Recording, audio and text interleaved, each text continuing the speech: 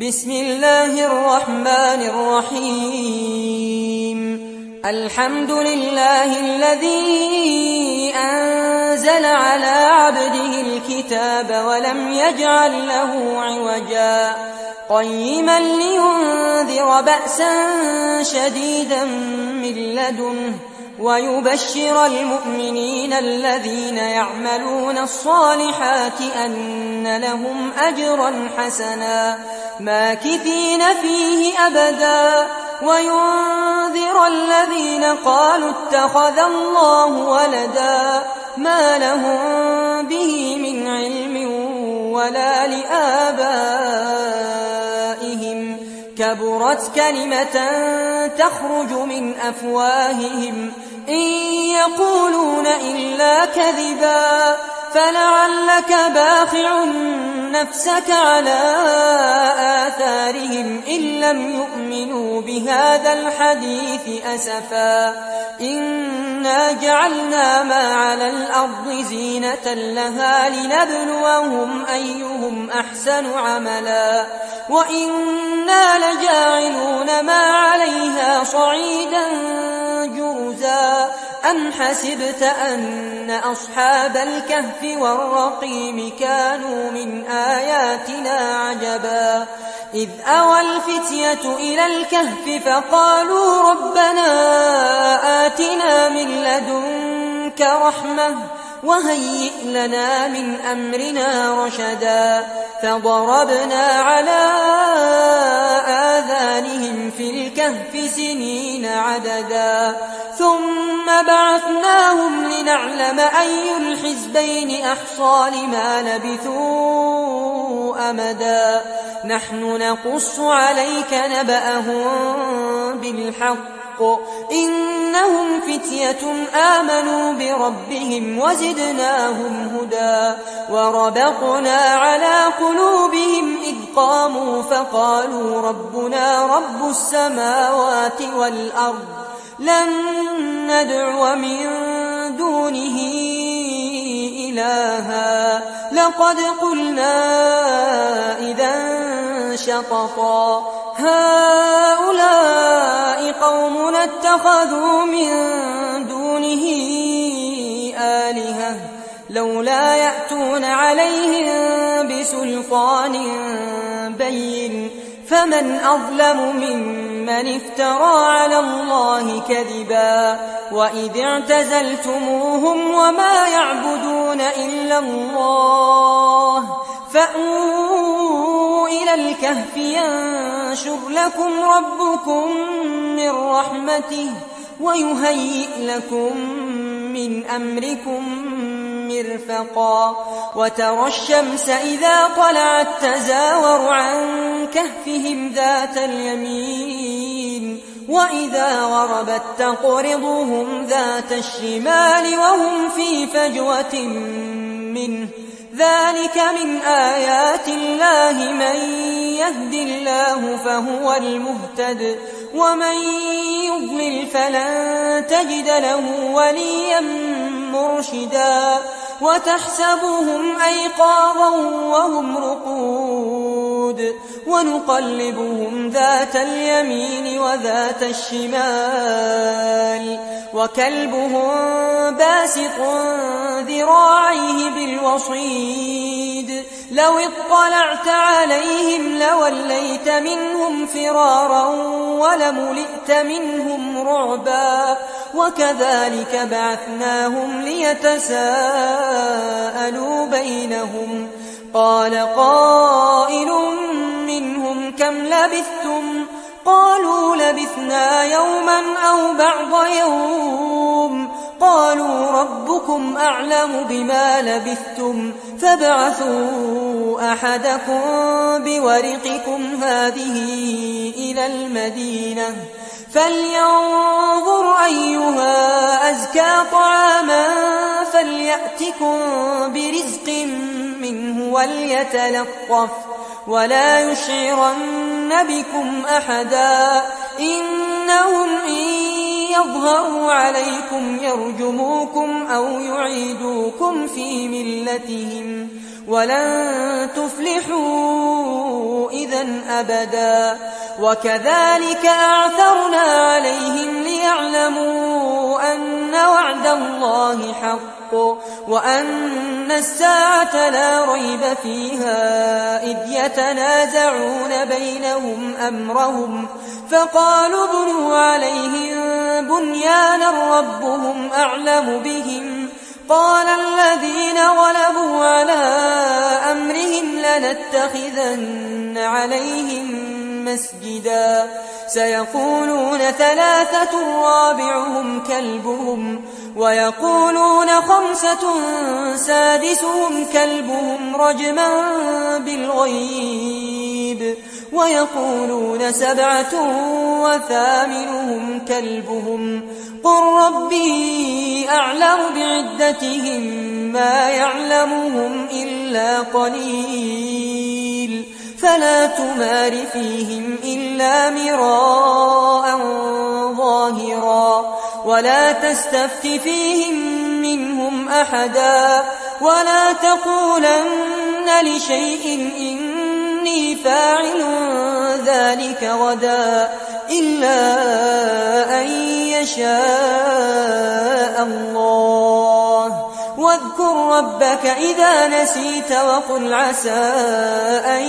يهديني ربي لأقرب من هذا رشدا ولبثوا في كهفهم 300 سنين وازدادوا 9 قل الله أعلم بما لبثوا له غيب السماوات والأرض أبصر به وأسمع ما لهم من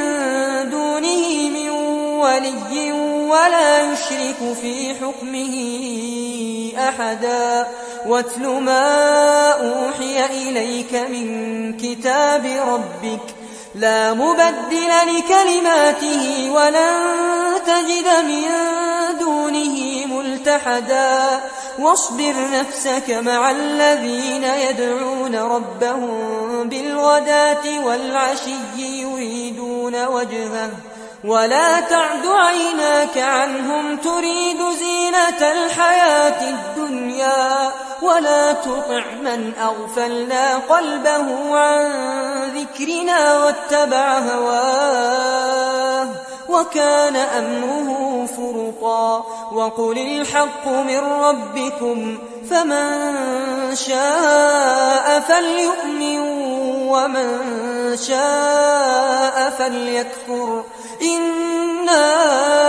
أعتدنا للظالمين نارا أحاط بهم سرادقها وإن يستغيثوا يغاثوا بماء كالمهل يشوي الوجوه بئس الشراب وساءت مرتفقا إن الذين آمنوا وعملوا الصالحات إنا لا نضيع أجر من أحسن عملا أولئك لهم جنات عدن تجري من تحتهم الأنهار يحلون فيها من أساور من ذهب ويلبسون ثيابا خضرا من سندس وإستبرق متكئين فيها على الأرائك نعم الثواب وحسنت مرتفقا واضرب لهم مثل الرجلين جعلنا لأحدهما جنتين من أعناب وحففناهما بنخل وجعلنا بينهما زرعا كلتا الجنتين آتت أكلها ولم تظلم منه شيئا وفجرنا خلالهما نهرا وكان له ثمر فقال لصاحبه وهو يحاوره أنا أكثر منك مالا وأعز نفرا ودخل جنته وهو ظالم لنفسه قال ما أظن أن تبيد هذه أبدا وما أظن الساعة قائمة ولئن رددت إلى ربي لأجدن خيرا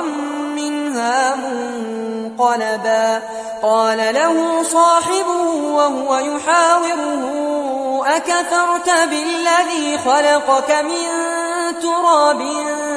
ثم من نطفة ثم سواك رجلا لكن هو الله ربي ولا أشرك بربي أحدا ولولا إذ دخلت جنتك قلت ما شاء الله لا قوة إلا بالله إن ترني أنا أقل منك مالا وولدا فعسى ربي أن يؤتيني خيرا من جنتك ويرسل عليها حسبانا من السماء فتصبح صعيدا زلقا أو يصبح ماؤها غورا فلن تستطيع له طلبا وأحيط بثمره فأصبح يقلب كفيه على ما أنفق فيها وهي خاوية على عروشها ويقول يا ليتني لم أشرك بربي أحدا ولم تكن له فئة ينصرونه من دون الله وما كان منتصرا هنالك الولاية لله الحق هو خير ثوابا وخير عقبا واضرب لهم مثل الحياة الدنيا كماء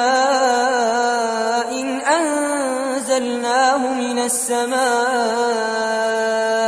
فاختلط به نبات الأرض فأصبح هشيما تذروه الرياح وكان الله على كل شيء مقتدرا المال والبنون زينة الحياة الدنيا والباقيات الصالحات خير عند ربك ثوابا وخير أملا ويوم نسير الجبال وترى الأرض باردة وحشرناهم فلم نغادر منهم أحدا وعرضوا على ربك صفا لقد جئتمونا كما خلقناكم أول مرة بل زعمتم أن لن نجعل لكم موعدا ووضع الكتاب فترى المجرمين مشفقين مما فيه ويقولون يا ويلتنا ما لهذا الكتاب لا يغادر صغيرة ولا كبيرة إلا أحصاها ووجدوا ما عملوا حاضرا ولا يظلم ربك أحدا وإذ قلنا للملائكة اسجدوا لآدم فسجدوا إلا إبليس كان من الجن ففسق عن أمر ربه أفتتخذونه وذريته أولياء من دوني وهم لكم عدو بئس للظالمين بدلا ما أشهدتهم خلق السماوات والأرض ولا خلق أنفسهم وما كنت متخذ المضلين عضدا ويوم يقول نادوا شركائي الذين زعمتم فدعوهم فلم يستجيبوا لهم وجعلنا بينهم موبقا ورأى المجرمون النار فظنوا أنهم مواقعوها ولم يجدوا عنها مصرفا ولقد صرفنا في هذا القرآن للناس من كل مثل وكان الإنسان أكثر شيء جدلا وما منع الناس أن يؤمنوا إذ جاءهم الهدى ويستغفروا ربهم إلا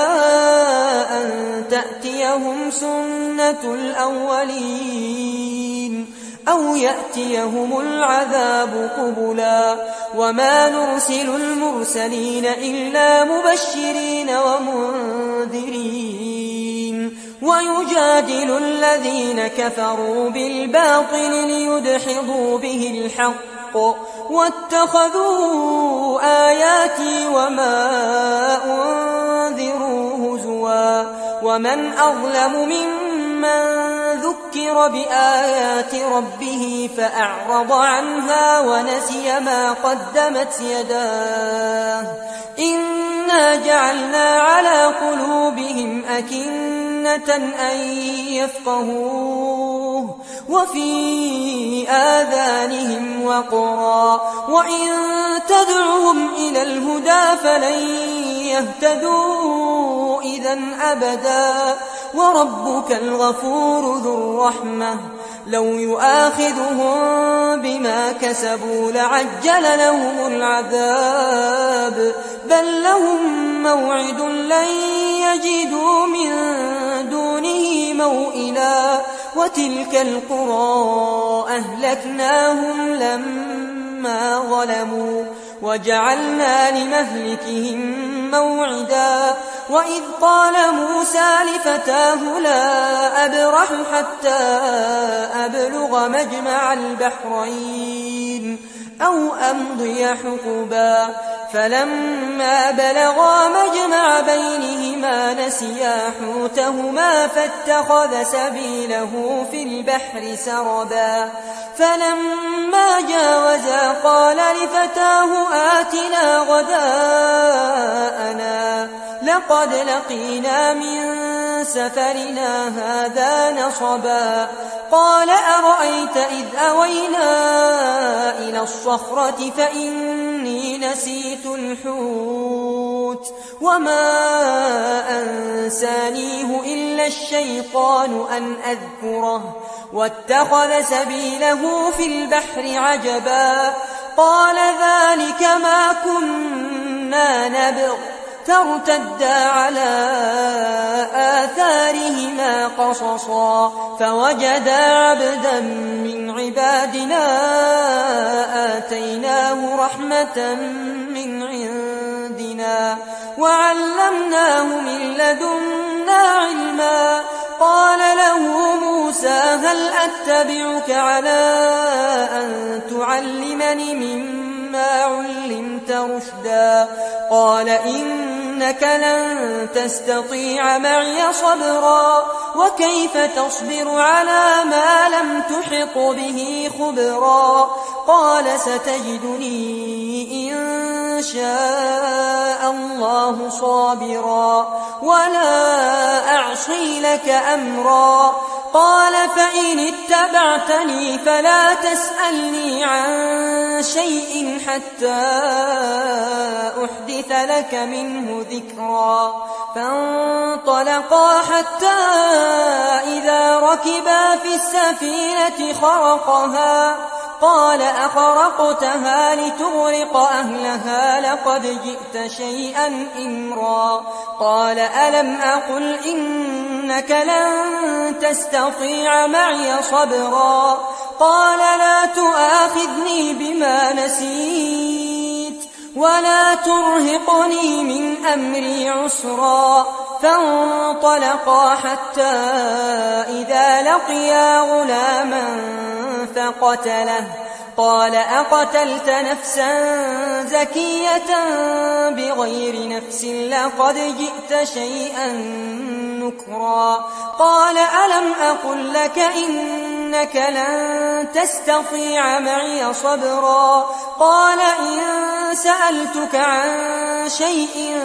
بعدها فلا تصاحبني قد بلغت من لدني عذرا فانطلقا حتى إذا أتيا أهل قرية استطعما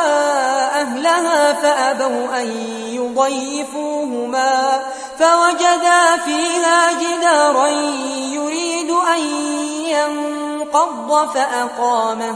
قال لو شئت لاتخذت عليه أجرا قال هذا فراق بيني وبينك سأنبئك بتأويل ما لم تستطع عليه صبرا أما السفينة فكانت لمساكين يعملون في البحر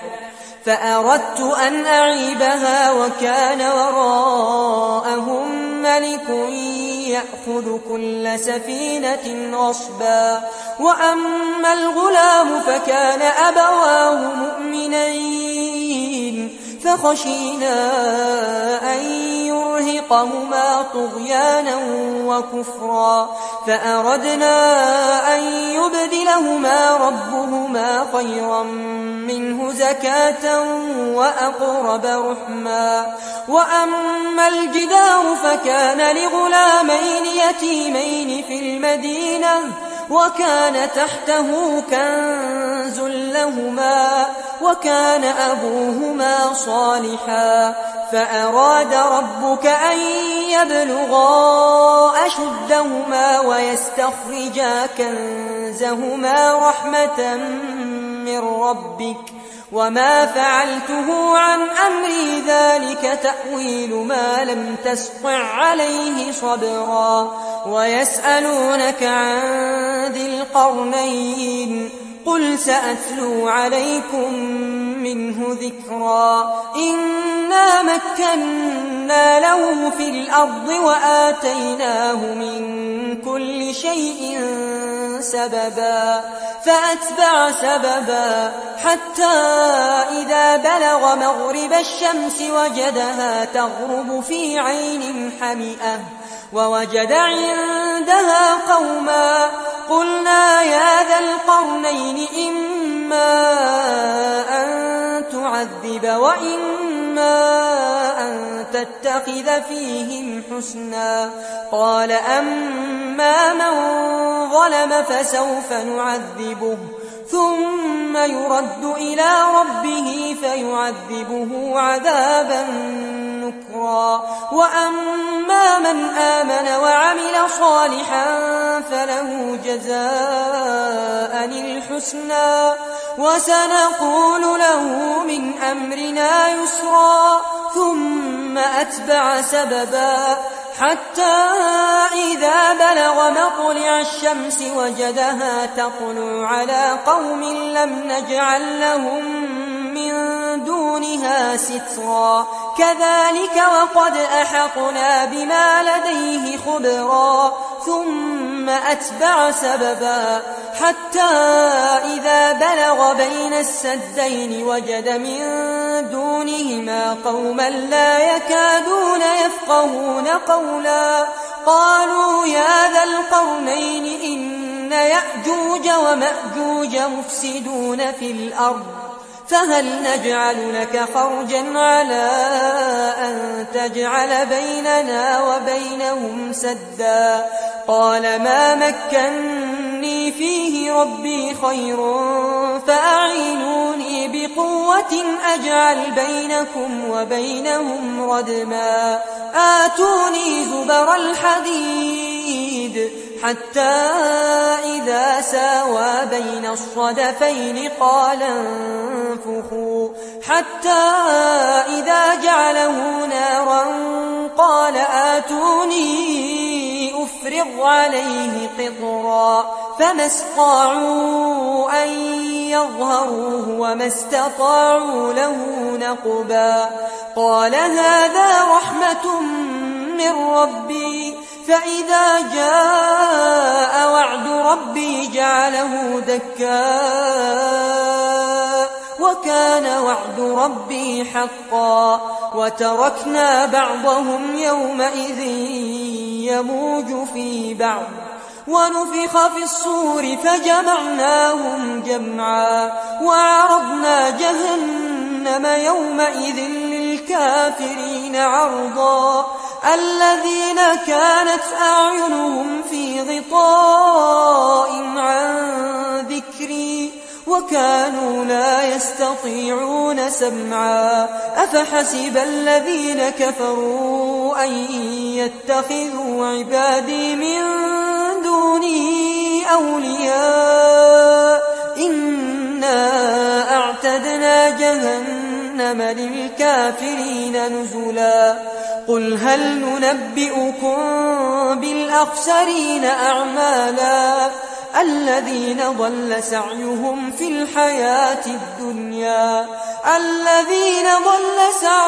في الحياة الدنيا وهم يحسبون أنهم يحسنون صنعا أولئك الذين كفروا بآيات ربهم ولقائه فحبطت أعمالهم فلا نقيم لهم يوم القيامة وزنا ذلك جزاؤهم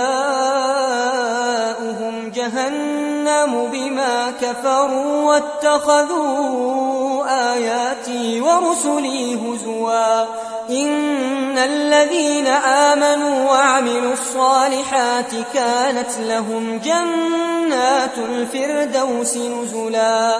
خالدين فيها لا يبغون عنها حولا قل لو كان البحر مدادا لكلمات ربي لنفد البحر قبل أن تنفد كلمات ربي ولو جئنا بمثله مددا قل إنما أنا بشر مثلكم يوحى إلي أنما إلهكم إله واحد فمن كان يرجو لقاء ربه فليعمل عملا صالحا ولا يشرك بعبادة ربه أحدا الرحمن الرحيم ياسين والقرآن الحكيم إنك لمن المرسلين على صراط مستقيم تنزيل العزيز الرحيم لتنذر قوما ما أنذر آباؤهم فهم غافلون لقد حق القول على أكثرهم فهم لا يؤمنون إنا جعلنا في أعناقهم أغلالا فهي إلى الأذقان فهم مقمحون وجعلنا من بين أيديهم سدا ومن خلفهم سدا فأغشيناهم فهم لا يبصرون وسواء عليهم أأنذرتهم أم لم تنذرهم لا يؤمنون إنما تنذر من اتبع الذكر وخشي الرحمن بالغيب فبشره بمغفرة وأجر كريم إنا نحن نحيي الموتى ونكتب ما قدموا وآثارهم وكل شيء أحصيناه في إمام مبين واضرب لهم مثلا أصحاب القرية إذ جاءها المرسلون إذ أرسلنا إليهم 2 فكذبوهما فعززنا بثالث فقالوا إنا إليكم مرسلون قالوا ما أنتم إلا بشر مثلنا وما أنزل الرحمن من شيء إن أنتم إلا تكذبون قالوا ربنا يعلم إنا إليكم لمرسلون وما علينا إلا البلاغ المبين قالوا إن إنا تطيرنا بكم لئن لم تنتهوا لنرجمنكم وليمسنكم منا عذاب أليم قالوا طائركم معكم أئن ذكرتم بل أنتم قوم مسرفون وجاء من أقصى المدينة رجل يسعى قال يا قوم اتبعوا المرسلين اتبعوا من لا يسألكم أجرا وهم مهتدون وما لي لا أعبد الذي فطرني وإليه ترجعون أأتخذ من دونه آلهة إن يردني الرحمن بضر لا تغن عني شفاعتهم شيئا ولا ينقذون إني إذا لفي ضلال مبين إني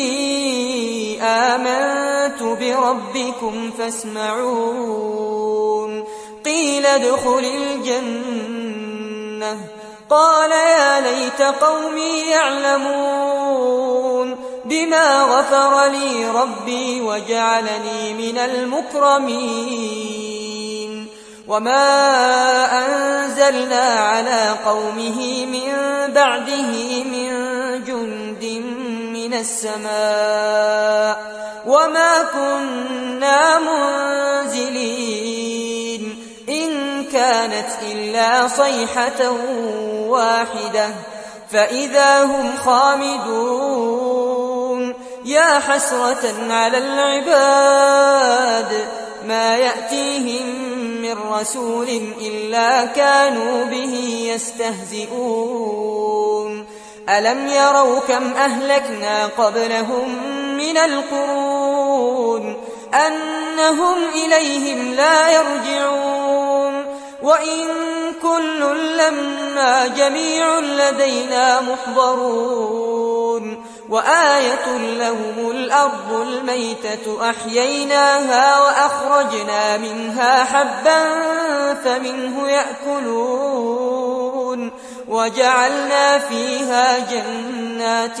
من نخيل وأعناب وفجرنا فيها من العيون ليأكلوا من ثمره وما عملته أيديهم أفلا يشكرون سبحان الذي خلق الأزواج كلها مما تنبت الأرض ومن أنفسهم ومما لا يعلمون وآية لهم الليل نسلخ منه النهار فإذا هم مظلمون والشمس تجري لمستقر لها ذلك تقدير العزيز العليم والقمر قدرناه منازل حتى عاد كالعرجون القديم لا الشمس ينبغي لها أن تدرك القمر ولا الليل سابق النهار وكل في فلك يسبحون وآية لهم أنا حملنا ذريتهم في الفلك المشحون وخلقنا لهم من مثله ما يركبون وإن نشأ نغرقهم فلا صريخ لهم ولا هم ينقذون إلا رحمة منا ومتاعا إلى حين وإذا قيل لهم اتقوا ما بين أيديكم وما خلفكم لعلكم ترحمون وما تأتيهم من آية من آيات ربهم إلا كانوا عنها معرضين وإذا قيل لهم أنفقوا مما رزقكم الله قال الذين كفروا للذين آمنوا أنطعم من لو يشاء الله أطعمه إن أنتم إلا في ضلال مبين ويقولون متى هذا الوعد إن كنتم صادقين ما ينظرون إلا صيحة واحدة تأخذهم وهم يخصمون فلا يستطيعون توصية ولا إلى أهلهم يرجعون ونفخ في الصور فإذا هم من الأجداث إلى ربهم ينسلون قالوا يا ويلنا من بعثنا من مرقدنا هذا ما وعد الرحمن وصدق المرسلون إن كانت إلا صيحة واحدة فإذا هم جميع لدينا محضرون فاليوم لا تظلم نفس شيئا ولا تجزون إلا ما كنتم تعملون إن أصحاب الجنة اليوم في شغل فاكهون هم وأزواجهم في ظلال على الأرائك متكئون لهم فيها فاكهة ولهم ما يدعون سلام قولا من رب رحيم وامتازوا اليوم أيها المجرمون ألم أعهد إليكم يا بني آدم ألا تعبدوا الشيطان إنه لكم عدو مبين وأن اعبدوني هذا صراط مستقيم ولقد أضل منكم جبلا كثيرا أفلم تكونوا تعقلون هذه جهنم التي كنتم توعدون اصلوها اليوم بما كنتم تكفرون اليوم نختم على أفواههم وتكلمنا أيديهم وتشهد أرجلهم بما كانوا يكسبون ولو نشاء لطمسنا على أعينهم فاستبقوا الصراط فأنى يبصرون ولو نشاء لمسخناهم على مكانتهم فما استطاعوا مضيا ولا يرجعون ومن نعمره ننكسه في الخلق أفلا يعقلون وما علمناه الشعر وما ينبغي له إن هو إلا ذكر وقرآن مبين لينذر من كان حيا ويحق القول على الكافرين أولم يروا أنا خلقنا لهم مما عملت أيدينا أنعاما فهم لها مالكون وذللناها لهم فمنها ركوبهم ومنها يأكلون ولهم فيها منافع ومشارب أفلا يشكرون واتخذوا من دون الله آلهة لعلهم ينصرون لا يستطيعون نصرهم وهم لهم جند محضرون فلا يحزنك قولهم إنا نعلم ما يسرون وما يعلنون أولم ير الإنسان أنا خلقناه من نطفة فإذا هو خصيم مبين وضرب لنا مثلا ونسي خلقه قال من يحيي العظام وهي رميم قل يحييها الذي أنشأها أول مرة وهو بكل خلق عليم الذي جعل لكم من الشجر الأخضر نارا فإذا أنتم منه توقدون أوليس الذي خلق السماوات والأرض بقادر على أن يخلق مثلهم بلى وهو الخلاق العليم إنما أمره إذا أراد شيئا أن يقول له كن فيكون فسبحان الذي بيده ملكوت كل شيء وإليه ترجعون بسم الله الرحمن الرحيم الرحمن علم القرآن خلق الإنسان علمه البيان الشمس والقمر بحسبان والنجم والشجر يسجدان والسماء رفعها ووضع الميزان ألا تطغوا في الميزان وأقيموا الوزن بالقسط ولا تخسروا الميزان والأرض وضعها للأنام فيها فاكهة والنخل ذات الأكمام والحب ذو العصف والريحان فبأي آلاء ربكما تكذبان خلق الإنسان من صلصال كالفخار وخلق الجان من مارج من نار فبأي آلاء ربكما تكذبان رب المشرقين ورب المغربين فبأي آلاء ربكما تكذبان مرج البحرين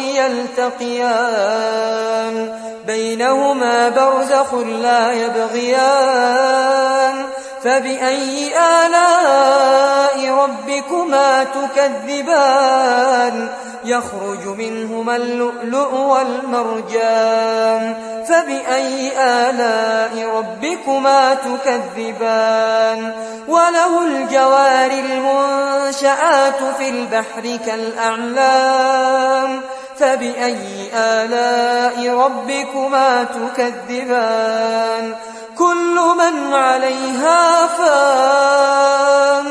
ويبقى وجه ربك ذو الجلال والإكرام فبأي آلاء ربكما تكذبان يسأله من في السماوات والأرض كل يوم هو في شأن فبأي آلاء ربكما تكذبان سنفرغ لكم أيها الثقلان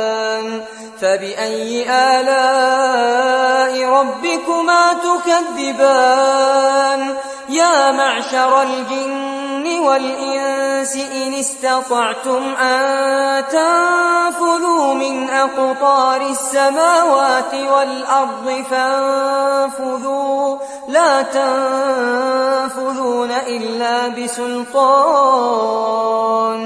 فبأي آلاء ربكما تكذبان يرسل عليكما شواظ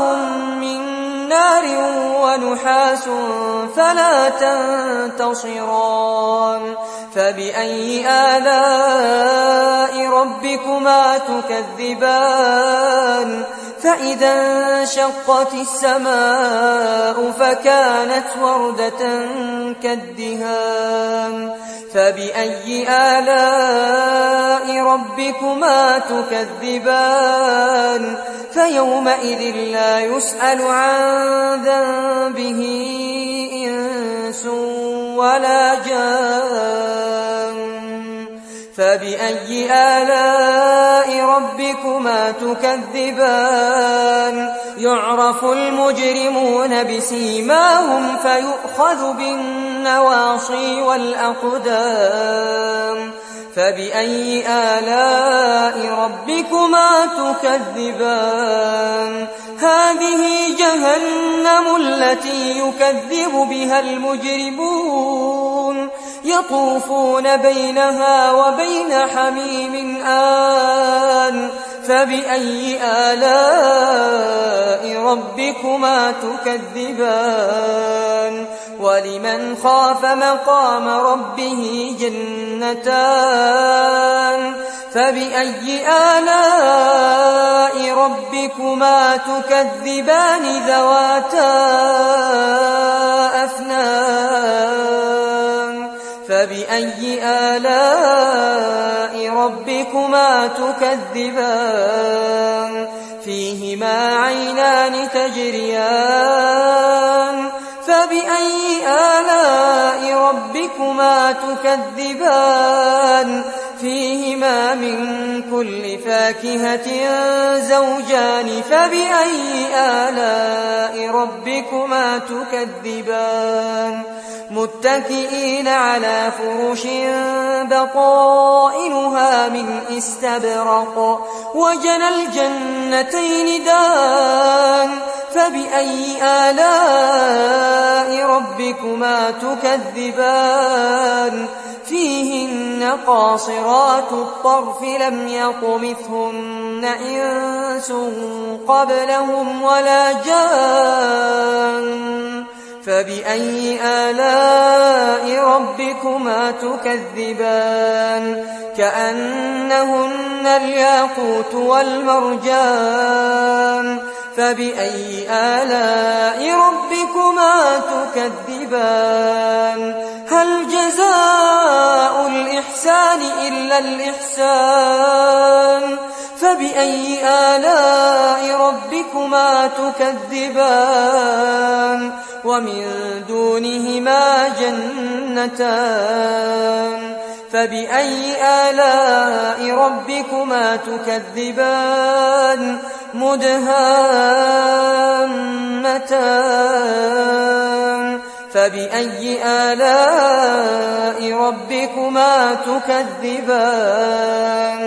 فيهما عينان نضاختان فبأي آلاء ربكما تكذبان فيهما فاكهة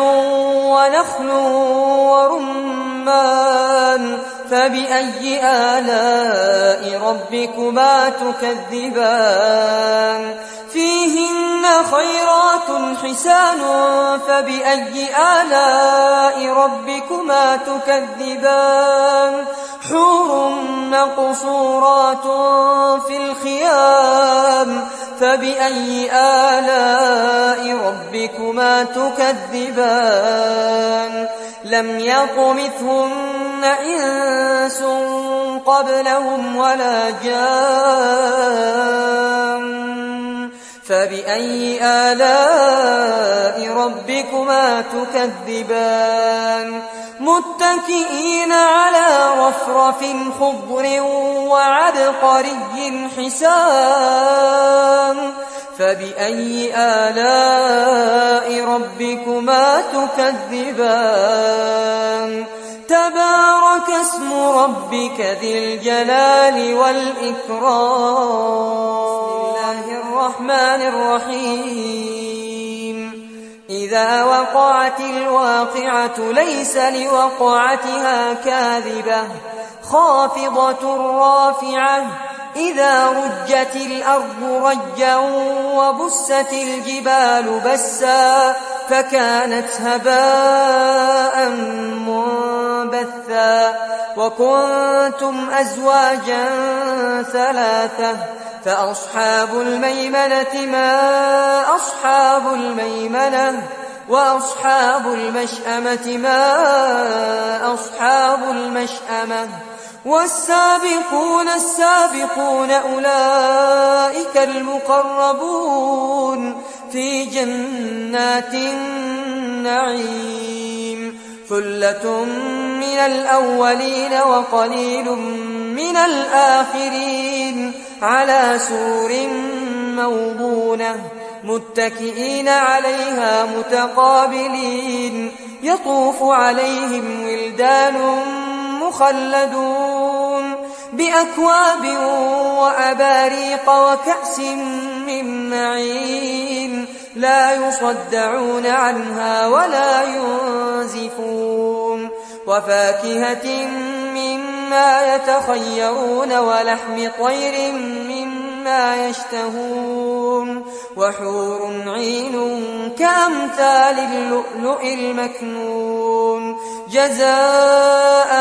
بما كانوا يعملون لا يسمعون فيها لغوا ولا تأثيما إلا قيلا سلاما سلاما وأصحاب اليمين ما أصحاب اليمين في سدر مخضود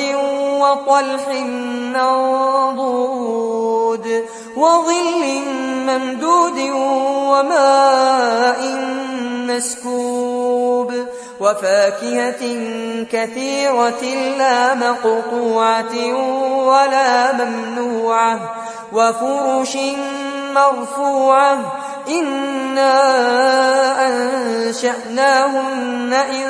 شاء فجعلناهن أبكارا عربا أترابا لأصحاب اليمين ثلة من الأولين وثلة من الآخرين وأصحاب الشمال ما أصحاب الشمال في سموم وحميم وظل من يحموم لا بارد ولا كريم إنهم كانوا قبل ذلك مترفين وكانوا يصرون على الحنث العظيم وكانوا يقولون أئذا متنا وكنا ترابا وعظاما أئنا لمبعوثون أو آباؤنا الأولون قل إن الأولين والآخرين لمجموعون إلى ميقات يوم معلوم ثم إنكم أيها الضالون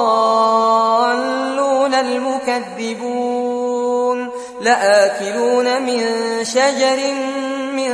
زقوم فمالئون منها البطون فشاربون عليه من الحميم فشاربون شرب الهيم هذا نزلهم يوم الدين نحن خلقناكم فلولا تصدقون أفرأيتم ما تمنون أأنتم تخلقونه أم نحن الخالقون نحن قدرنا بينكم الموت وما نحن بمسبوقين على أن نبدل أمثالكم وننشئكم فيما لا تعلمون ولقد علمتم النشأة الأولى فلولا تذكرون أفرأيتم ما تحرثون أأنتم تزرعونه أم نحن الزارعون لو نشاء لجعلناه حطاما فظلتم تفكهون إنا لمغرمون بل نحن محرومون أفرأيتم الماء الذي تشربون أأنتم أنزلتموه من المزن أم نحن المنزلون لو نشاء جعلناه أجاجا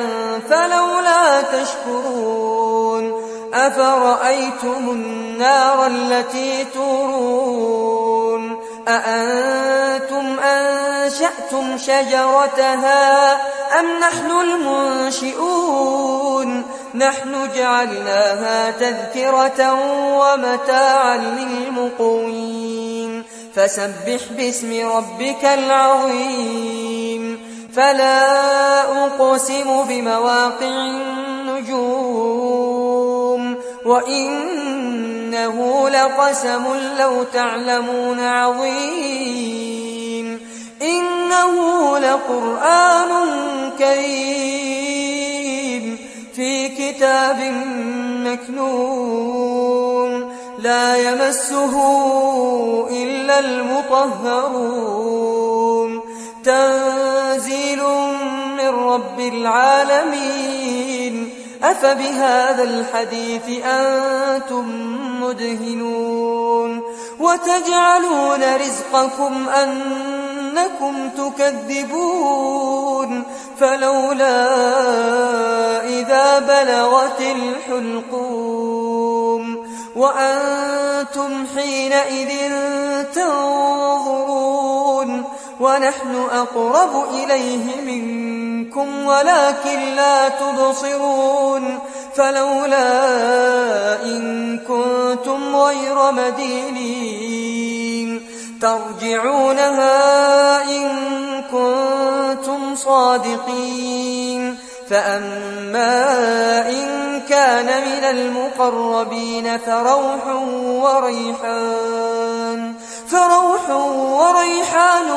وجنة نعيم وأما إن كان من أصحاب اليمين فسلام لك من أصحاب اليمين وأما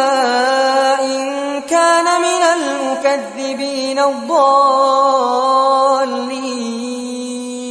فنزل من حميم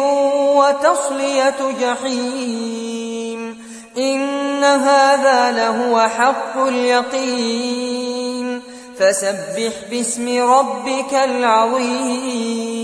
الله الرحمن الرحيم تبارك الذي بيده الملك وهو على كل شيء قدير الذي خلق الموت والحياة ليبلوكم أيكم أحسن عملا وهو العزيز الغفور الذي خلق 7 سماوات طباقا ما ترى في خلق الرحمن من تفاوت فارجع البصر هل ترى من فطور ثم ارجع البصر كرتين ينقلب إليك البصر خاسئا وهو حسير ولقد زينا السماء الدنيا بمصابيح وجعلناها رجوما للشياطين وأعتدنا لهم عذاب السعير وللذين كفروا بربهم عذاب جهنم وبئس المصير إذا ألقوا فيها سمعوا لها شهيقا وهي تفور تكاد تميز من الغيظ كلما ألقي فيها فوج سألهم خزنتها ألم يأتكم نذير قالوا بلى قد جاءنا نذير فكذبنا وقلنا ما نزل الله من شيء إن أنتم إلا في ضلال كبير وقالوا لو كنا نسمع أو نعقل ما كنا في أصحاب السعير فاعترفوا بذنبهم فسحقا لأصحاب السعير إن الذين يخشون ربهم بالغيب لهم مغفرة وأجر كبير وأسروا قولكم أو اجهروا به إنه عليم بذات الصدور ألا يعلم من خلق وهو اللطيف الخبير هو الذي جعل لكم الأرض ذلولا فامشوا في مناكبها وكلوا من رزقه وإليه النشور أأمنتم من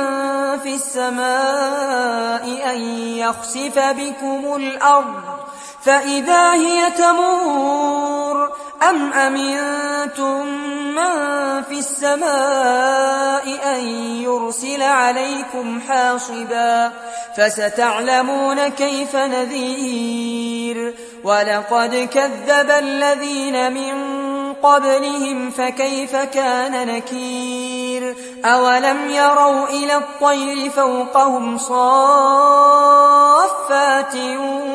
ويقبض ما يمسكهن إلا الرحمن إنه بكل شيء بصير أمن هذا الذي هو جند لكم ينصركم من دون الرحمن إن الكافرون إلا في غرور أمن هذا الذي يرزقكم إن أمسك رزقه بل لجوا في عتو ونفور أفمن يمشي مكبا على وجهه أهدى أمن يمشي سويا على صراط مستقيم قل هو الذي أنشأكم وجعل لكم السمع والأبصار والأفئدة قليلا ما تشكرون قل هو الذي ذرأكم في الأرض وإليه تحشرون ويقولون متى هذا الوعد إن كنتم صادقين قل إنما العلم عند الله وإنما أنا نذير مبين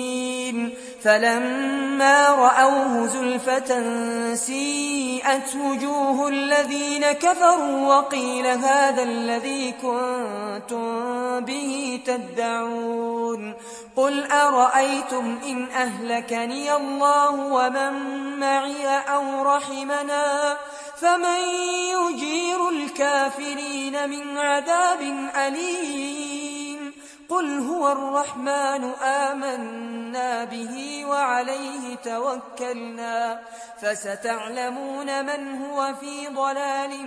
مبين قل أرأيتم إن أصبح ماؤكم غورا فمن يأتيكم بماء